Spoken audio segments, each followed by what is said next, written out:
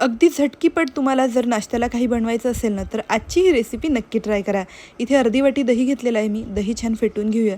त्यानंतर 1 वाटी रवा टाकायचा आणि पाणी टाकून व्यवस्थित आपल्याला हे मिक्स करून घ्यायचं.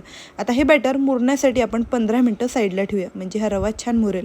चॉपरमध्ये कांदा, टोमॅटो, शिमला मिरची, गाजर आणि कोथिंबीर टाकून ह्या भाज्यासुद्धा आपल्याला अगदी बारीक अशा छान चॉप करून घ्यायच्या आहे.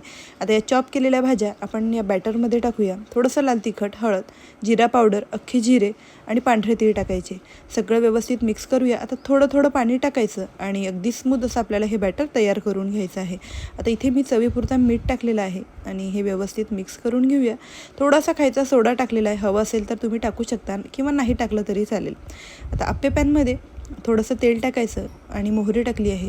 आता थोडं थोडं बॅटर टाकून आता हे आपल्याला आप्पे छान झाकण ठेवून दोन्ही साईडनी अलटून पलटून भाजून घ्यायचे. वरून थोडंसं तेलसुद्धा टाकायचं आणि बघू शकता मस्त असे आपले आप्पे तयार झालेले आहेत. तर सकाळच्या नाश्त्यासाठी किंवा मुलांच्या टिफिनसाठी नक्की ट्राय